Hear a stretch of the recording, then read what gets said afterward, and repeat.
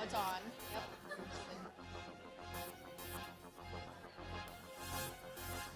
All right, we're ready to get started again. I hope everyone had a wonderful morning. My name is Corey Morrison. I am a strategy and development officer at On With Life, and I've had the privilege to work there for 10 years and have had seen a lot of change over this 10 years. It's been amazing. We went from one small program 30 years ago to multiple programs, multiple campuses across Iowa, and we've been lucky to get to work with many of you. Hopefully, for some of you, this is your first conference. Can I ask, how many of you is this your first On With Life conference? Good number. And obviously the rest of you, raise your hand. You've been here more than once.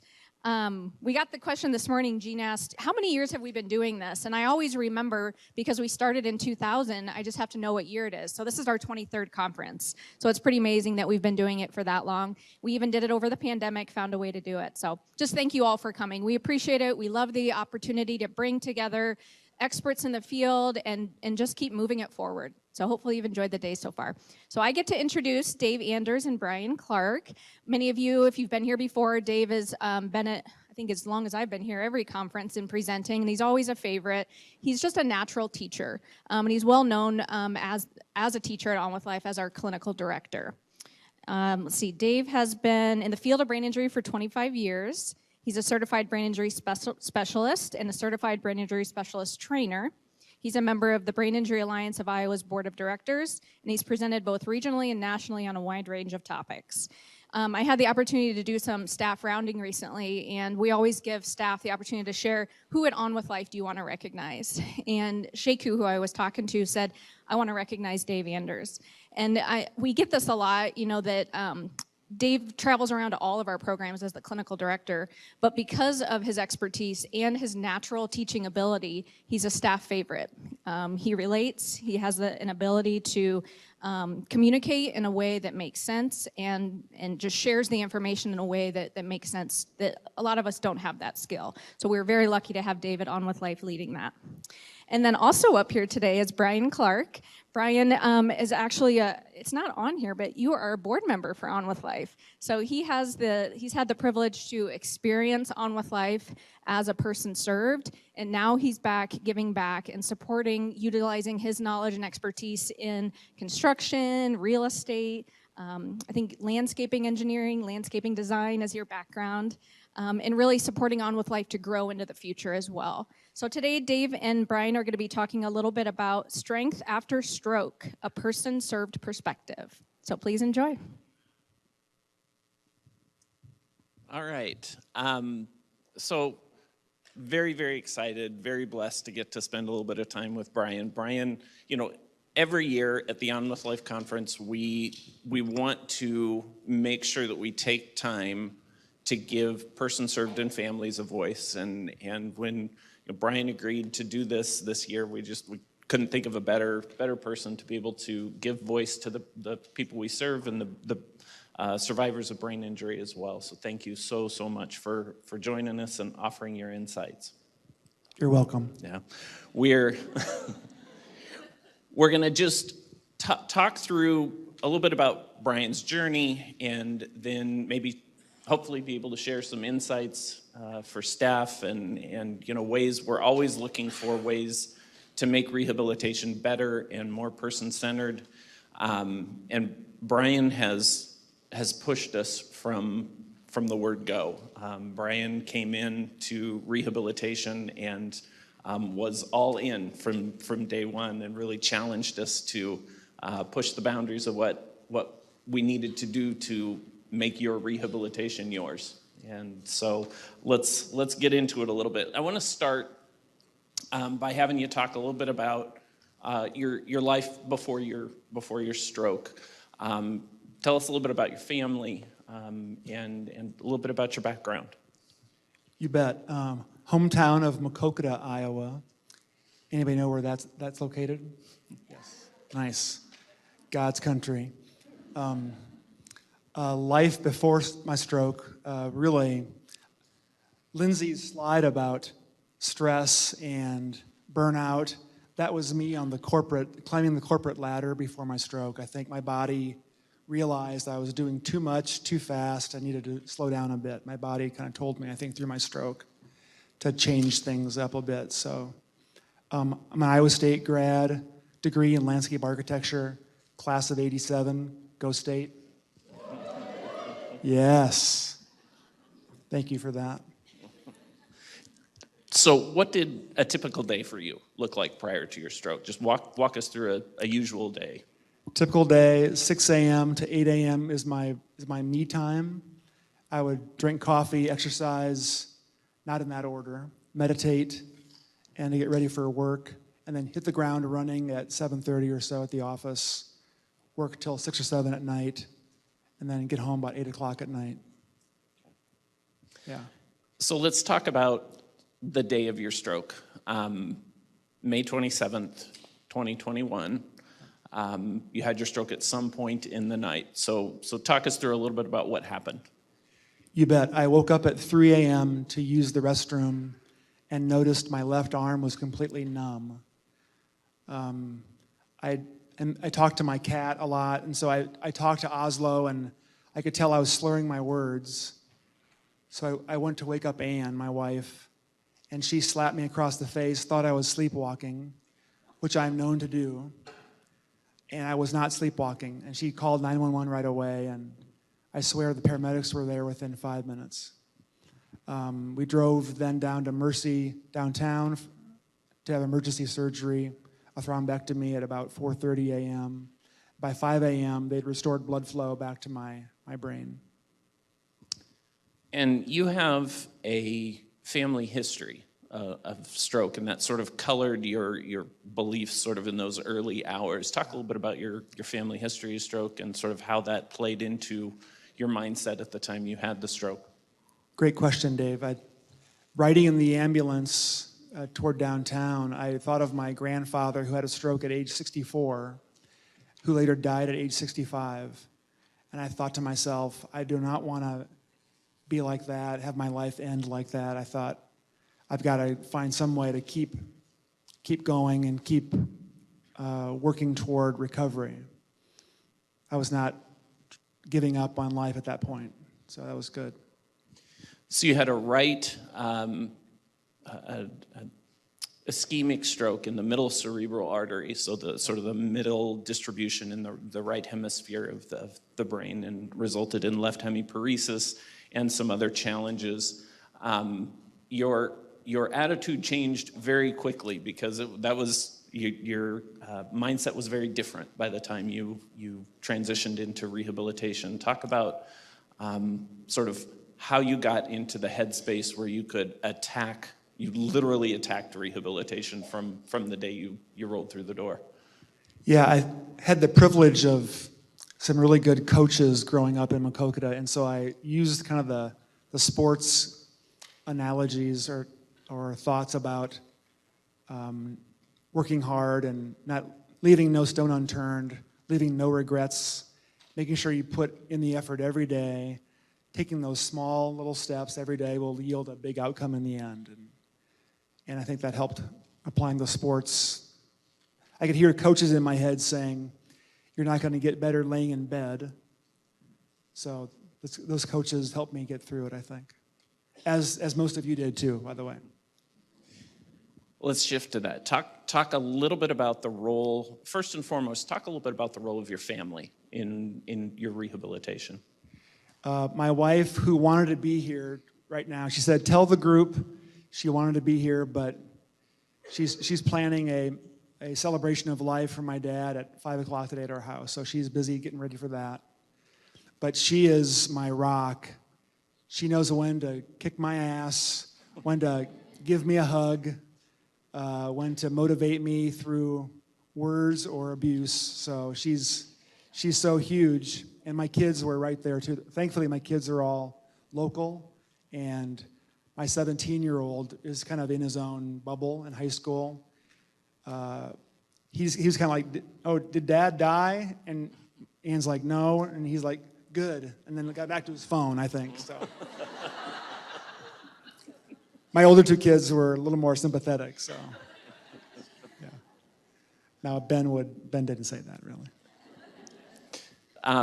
What about therapy? Like the role of rehabilitation professionals, the rehabilitation role. Talk a little bit about the role therapy played, rehabilitation played in your recovery thus far. An immense role. I'll forget some therapist names, but my first day at OWL with Lindsay, she threw my cane across the gym, said, "You don't need this anymore." I'm like, what? So having the knowledge to challenge a person served is huge. And the therapist challenged me both in OT and speech and PT as well. Therapists are a huge part of my life. Talk a little bit about your world. You're a very driven guy. You've always been a driven guy. Talk a little bit about your worldview, your mindset, and how that played into how you experienced rehabilitation. So oftentimes we assign value to ourselves through our jobs, and I was guilty of that. And I quickly learned I want to assign value to my friendships, to my family, and kind of the points that Lindsay made earlier about having a nice balance of rest and recovery. So since my stroke, I've gotten closer with my daughter. We were estranged through a divorce, and since that time, we are now tight as tight. My wife and I were already close. We've gotten closer still. So the family has kind of rallied around my injury to become a tighter unit and better family, I think. All right, let's pretend for a minute that you are in charge of stroke rehabilitation. You're in my seat, clinical director at On With Life, or at any other rehabilitation facility. Is there anything you would change? Anything that you would do differently if you were running stroke rehabilitation? More than 3 hours of therapy a day, please. Can we somehow find 3.5 or 4? Please. Yes, that's my... Always more. Yes. All right. Yeah. So let's talk a little bit about your transition to home. Tell me a little bit about maybe those first few days, in any challenges you experienced, any sort of things maybe you didn't expect in terms of your day-to-day schedule and how life was going to look once you transitioned home. Yeah, it was scary going home. I knew I wanted it, but I was scared to go home too because I wasn't sure what the new normal would be. Anne had outfitted the house with ballet bars everywhere and grab rails in the shower and all the restrooms, so that was wonderful. 2 flights of stairs in our house, but our master's on the main floor, so it was easy to navigate the main floor. Anne had prepared it for a wheelchair, which I never used, which I was bound and determined not to use the wheelchair from going home. But the daily activities of just getting dressed in the morning took a lot longer, so it's preparing for the day just at an earlier time, just taking your time to do the normal activities every day. How's your perspective on life changed since your stroke? I don't derive value from my job anymore. I derive value from how many smiles my granddaughter has when I'm around her. Just family's become a lot more important to me, and that's probably where I get my self-worth from now, is more those connections. Okay. When we look at the literature, there have been studies that have looked at when after a stroke, when does someone start to feel like themselves again? And if you look at the literature, it says right around a year, and that doesn't necessarily mean everything's better and back to normal and all of that. It just means people start to perceive that they are themselves again at that point. Have you reached that point? Are you feeling that way? And have there been any experiences that you've had that have sort of made you go, you know what, I'm me again? Again, great question. Anne is is the true barometer of that. She often tells me, old Brian wouldn't have done that. And new Brian shouldn't do that. So last June, I'm in the middle of a river in Estes Park, Colorado, and Anne's like, get back here. Get out of the middle of that river, please. So that felt normal to me.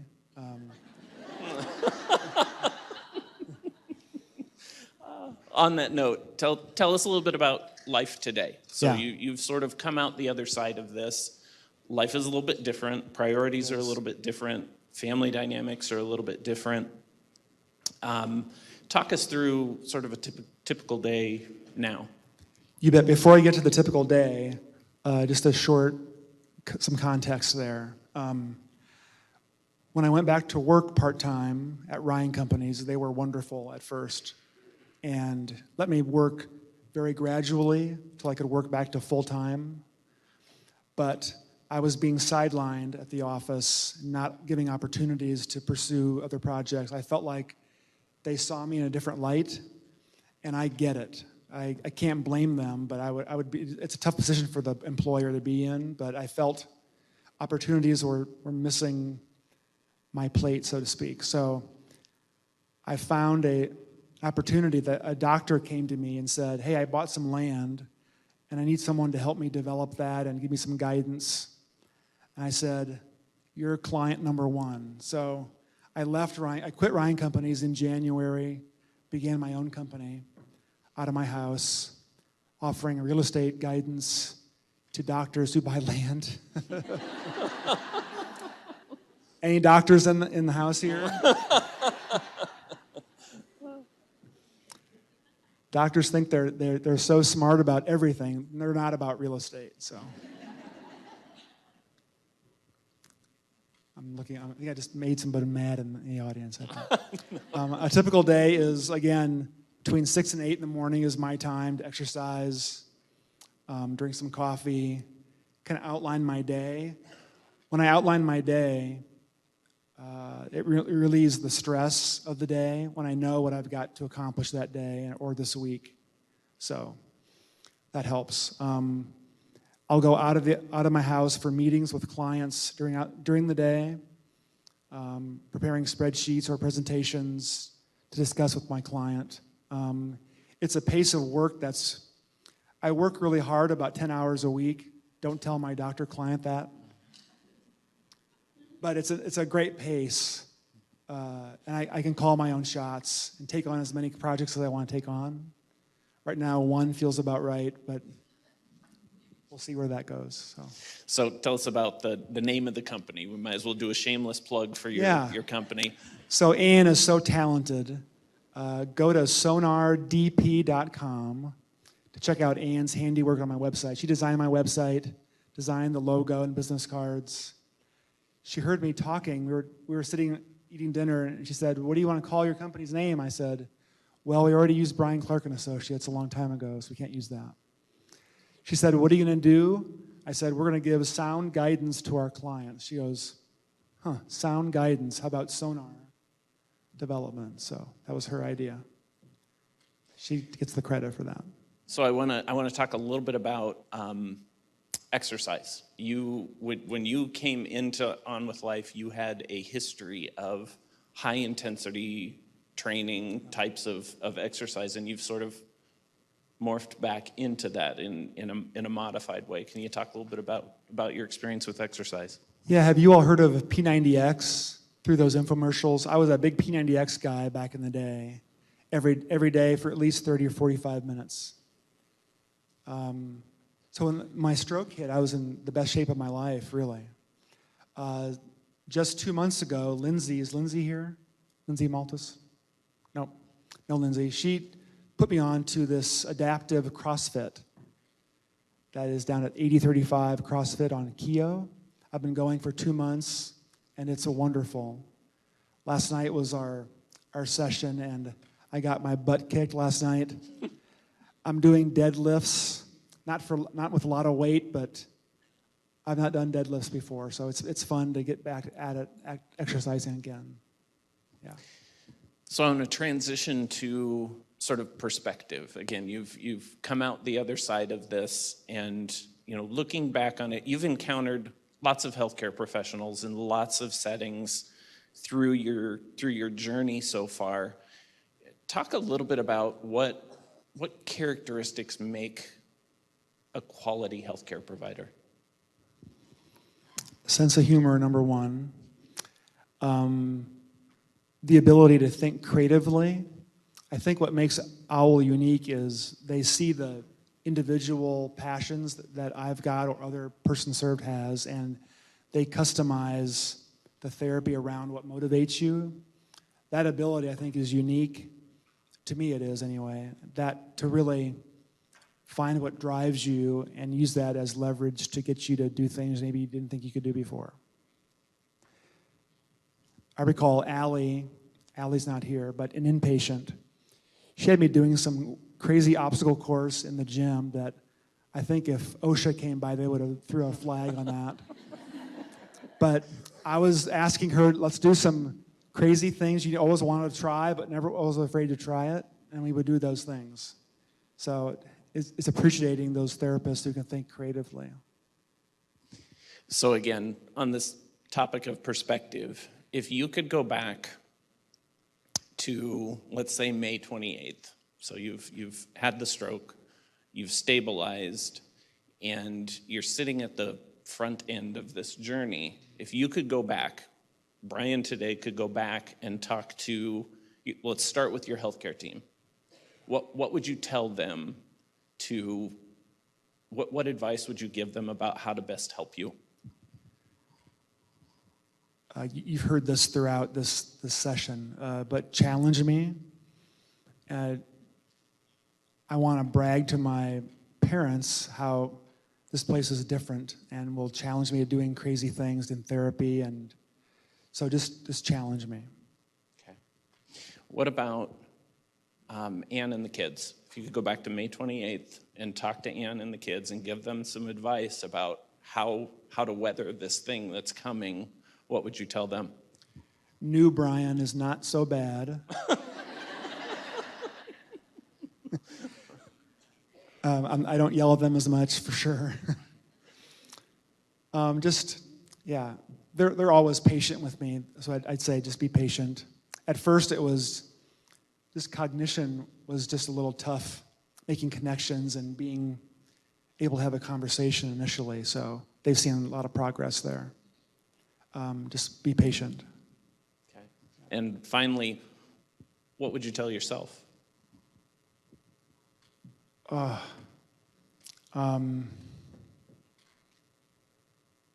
Life's too short to be worried about a corporate ladder and value through your job. You need to live life and don't wait. Time is the most valuable thing we have, and it should be treated as such. So don't put off that trip you've been talking about with your friends. Oh yeah, we'll have lunch next month, and you never have lunch with your friend next month. But make those plans now. Don't sit around and wait for those things to happen. All right.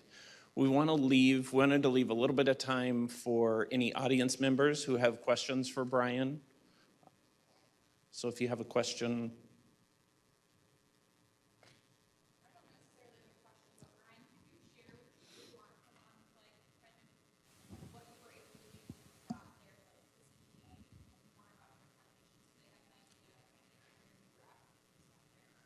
Brian, before you answer really quick, I'm going to repeat the question so that our audience online can hear. So Abby Furch asked if Brian could just give some perspective to the audience about sort of where were you at from a physical, cognitive standpoint early on in your rehab?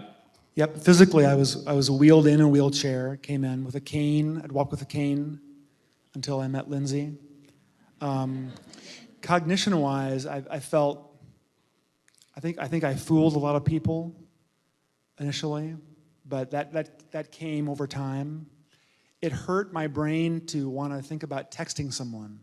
That thought of the small font and typing, just my brain hurt thinking about having a TV on and trying to text someone. Just did not want to do that.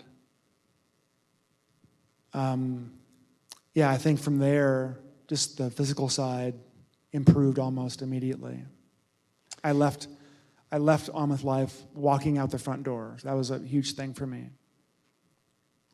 We do have a PowerPoint with some pictures of Brian in rehab. I know we're using the video. If we can't do the PowerPoint, we can't do the PowerPoint. That's fine, but we do have a few pictures. We'll get it up. So there's Brian and his beautiful family. And then the next slide, we've got some rehab pictures. There you go. Having the driving program here is huge. Anybody else have questions? Brian did, oh, we got one. Hi, guys. More to the point of, yes, you left inpatient, but can you also give an outpatient perspective just in terms of how many times have you been back?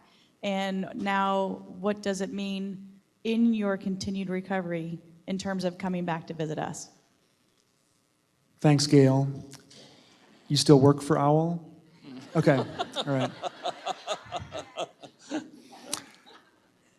I've been back twice since my inpatient. Initially, coming right the day after I got out of inpatient, for it felt like 6 months after that, and then for a 3-month stint last summer. I hope to start back up again, but I think you lost my email address, so I got to find Elena because I want to come back for some more therapy. Did we have another one over here?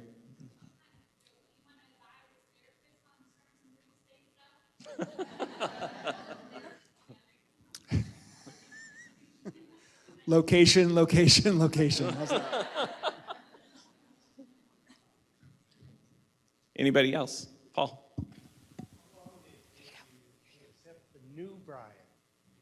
How long did it take you to accept the new Brian? Not very long, because the new Brian was alive and not in the grave. So I'll take whatever version of Brian came after this. So thank you for that. Any others?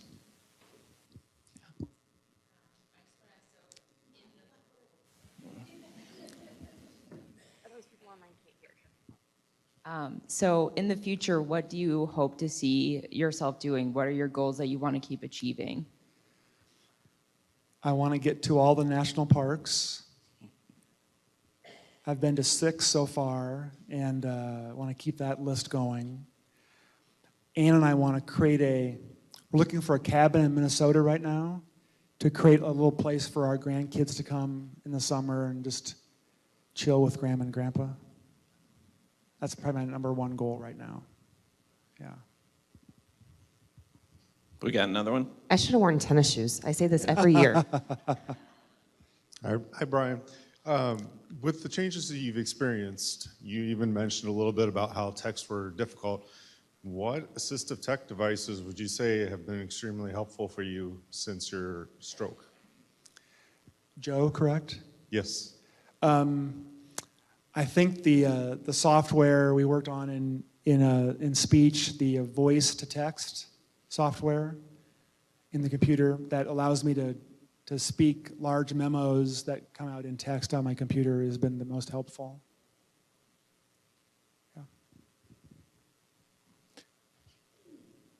My wife's always finding new kitchen equipment for me to cook with. So now she bought me a one-handed pepper grinder thing, so I'm trying that out tonight.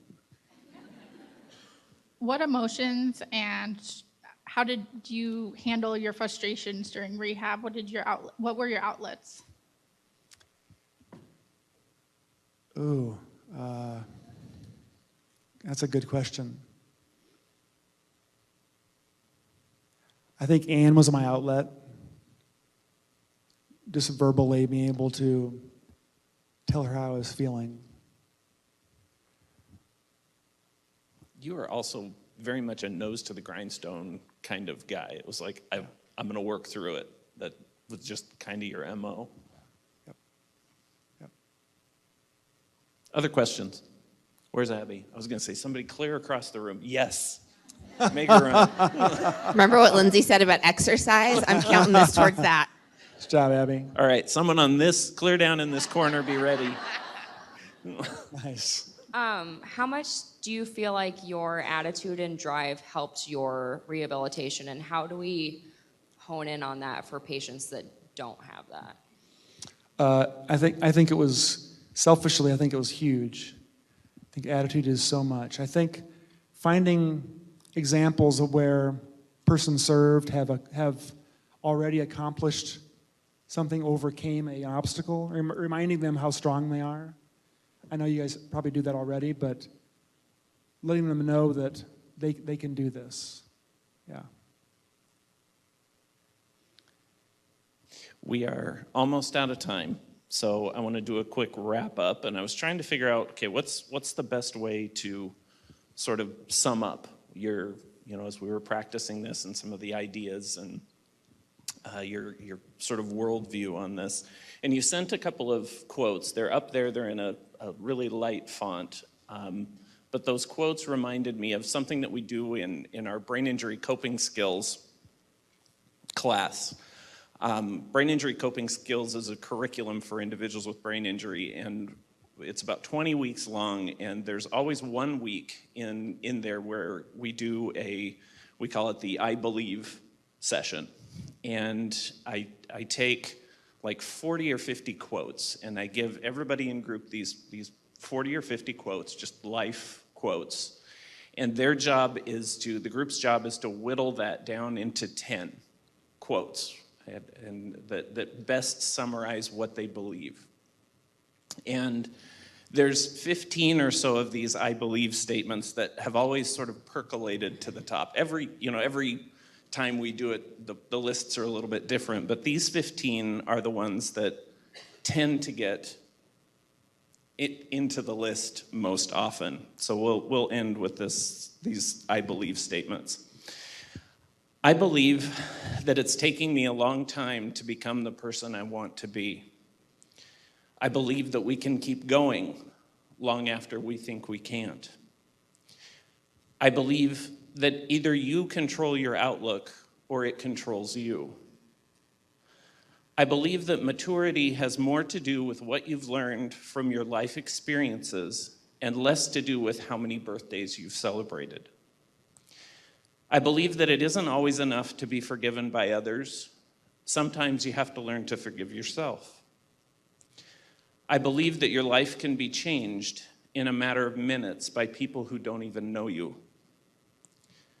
I believe that the happiest of people don't necessarily have the best of everything. They just make the most of everything they have. I believe that I'm not what has happened to me. I am what I choose to become. I believe that courage doesn't always roar. Sometimes it's the quiet voice at the end of the day that says, I'll try again tomorrow. I believe that there are lots of things in life you can't control, but how you respond to those things is the one thing you can control. I believe that strength doesn't come from what you can do. It comes from overcoming the things you once thought you couldn't. I believe that there are people out there who will tell you you can't. What you have to do is turn around and tell them, watch me. I believe that one small crack does not mean that I'm broken. It means that I was put to the test and I didn't fall apart. I believe that although no one can go back and make a brand new start, anyone can start from now and make a brand new ending. I believe. Brian, thank you so much for your time. Thank you for your questions. And are you going to stick around a little bit in case folks want to? You bet. Okay. Yep. Thanks, Dave. Yep. Thank you all.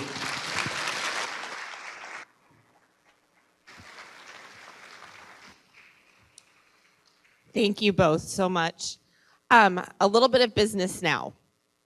So unfortunately, our Ryan Bloomer, who was scheduled to speak this afternoon on vestibular, texted Tammy at about 2 o'clock this morning. His wife was in the emergency room with appendicitis and had an appendectomy early this morning. She's fine, but he is home taking care of her and their 2 small children. So with that, we will only do 1 breakout session today. So we are going to split the room now, and then at 2 o'clock, rather than having 2 more breakout sessions, we will all come back together to watch Josie and Aaron on transition planning. So ignore what it says in your agenda for the next couple of sessions. This side is going to be Michelle Flora and Andy Nelson on driving rehabilitation. That side will be the Madonna crew, Cheryl and Sarah, speaking on valves and trachs and other words that my non-clinical brain doesn't understand. So driving, trachs, we are going to split the room now, and we will come back together at 1:05. So you have about a 15-minute break, stretch your legs, go visit the vendors, and we will meet back here for driving on this side, trachs on that side at 1:05.